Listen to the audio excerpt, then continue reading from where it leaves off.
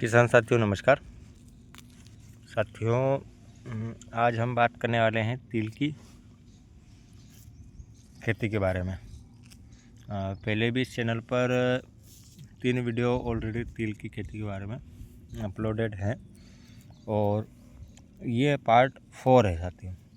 तिल की खेती की सीरीज़ का ये पार्ट 4 है और ये वीडियो बहुत ही महत्वपूर्ण है तिल के किसानों के लिए, क्योंकि ये हमारी तिल की फसल है जो कि लगभग 20 दिन से ऊपर की हो चुकी है, लगभग 22 दिन के आसपास की हो चुकी है। और जो शुरुआती 1 महीना होता है तिल की खेती में वो बहुत ही इम्पोर्टेंट फेज होता है, क्योंकि यही आपका उत्पादन निर्धारित करता है, यही आपकी फसल की क्वालिटी और उत्पादन निर्धारित होता है। क्योंकि साथियों 1 महीने में ही जो काम होना होता है तिल में, जो काम आपको करना होता है वो 1 महीने के अंतराल में हो जाना चाहिए। तो साथियों कौन कौन से काम है जो आपको 1 महीने के अंदर कर लेना चाहिए, हम इस वीडियो में आगे बात करने वाले हैं। और साथियों जर्मिनेशन की बात करें तो बहुत ही शानदार जर्मिनेशन हमारे तिल की फसल में हुआ है और बहुत ही बढ़िया स्थिति में अभी तिल ये खड़े हुए हैं। आज है दिनांक 10 मार्च 2025 और ये 22 दिन की हमारी तिल हो चुके हैं। 16 फरवरी को इसकी बुआई हुई थी साथियों। और साथियों मेन टॉपिक पे आता हूँ कि इसमें 1 महीने के अंतराल में आपको क्या क्या काम है जो आपको करने चाहिए। तो साथियों 1 महीने के अंदर इसकी निराई गुड़ाई होती है। अभी 1-2 दिन यानी कि 1-2 दिन 4 दिन में इसकी निराई गुड़ाई हम करने वाले हैं। और मैं दिखा देता हूँ, खरपतवार भी काफ़ी ज़्यादा अभी इसमें उग रहा है साथियों। इस प्रकार से इसमें खरपतवार बहुत ही ज़्यादा मात्रा में भी कहीं बहुत ही ज़्यादा मात्रा में अभी खरपतवार उग रहा है।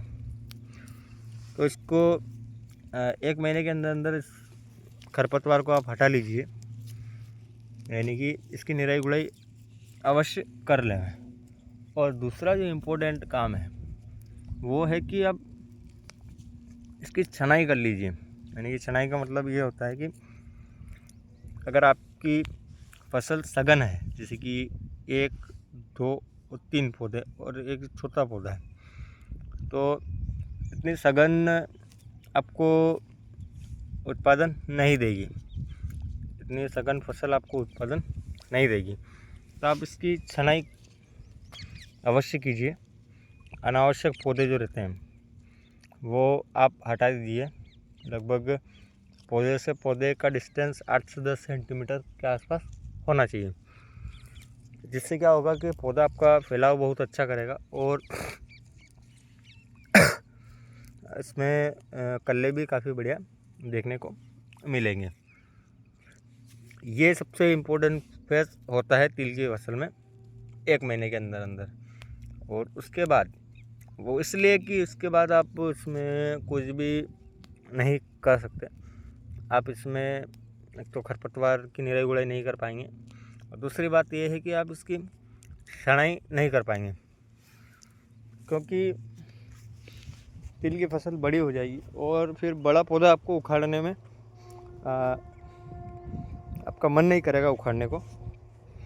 और अगर आप बड़ा पौधा उखाड़ेंगे तो उसकी जड़ें जो हैं वो फैल चुकी होंगी और इससे फिर दूसरे पौधों को की जड़ों में डैमेज होगा। तो साथियों ये इम्पोर्टेंट काम है जो कि आप एक महीने के अंदर आप कर लीजिए, नहीं तो फिर आपका उत्पादन गिरेगा। क्योंकि ये पौधे हैं, आप सामने वीडियो में देख पा रहे हैं, ये पौधे हैं। अगर ये 8-10 पौधे एक साथ में हैं और अगर इनमें से अनावश्यक पौधों को नहीं हटाया गया तो फिर क्या है कि इनका आपस में कंपटीशन बढ़ता रहेगा और एक कंपटीशन के चक्कर में उत्पादन देना भूल जाएंगे एक तरीके से। तो आप समय रहते इनकी निराई गुड़ाई कर लें और अनावश्यक पौधों को आप हटा दीजिए और 8 से 10 सेंटीमीटर के आसपास के बीच में जगह रखिए। और दूसरी बात यह है कि एक चीज़ का ध्यान रखें कि आप अगर आपके इसमें पौधे हैं तो आप अस्वस्थ पौधे निकालें, यानी कि ये पौधा बिल्कुल स्वस्थ चल रहा है और ये भी ठीक चल रहा है, तो ये इनके दोनों के बीच का पौधा है, आप इसको निकाल सकते हैं। यानी कि अस्वस्थ जो पौधा है उसको आप निकाल लीजिए, स्वस्थ पौधा आप रखिए जिसका ग्रोथ काफ़ी अच्छी है और बढ़िया है, आप वो पौधा आप रख सकते हैं। बाकी अनावश्यक पौधे जो हैं आप निकाल दीजिए, क्योंकि यही आपके उत्पादन को प्रभावित करते हैं साथियों। और बाकी हमारी फसल बहुत ही बढ़िया स्थिति में भी चल रही है और इसकी निराई गुड़ाई होने के बाद में जैसे ही इसकी निराई गुड़ाई होगी इसकी ग्रोथ बहुत ही फास्ट देखने को मिलेगी। यानी कि हर वर्ष हम लगाते हैं तिल और हर वर्ष में क्या है कि शुरुआत का 1 महीना जो रहता है उसमें फसल काफ़ी धीरे चलती है, उसके बाद बहुत ही फास्ट फसल चलती है। तो साथियों वीडियो कैसी लगी कमेंट करके ज़रूर बताएं और चैनल पर नए हो तो चैनल को ज़रूर सब्सक्राइब करें। मिलते हैं अगले वीडियो में, तब तक के लिए जय हिंद, जय जवान, जय किसान।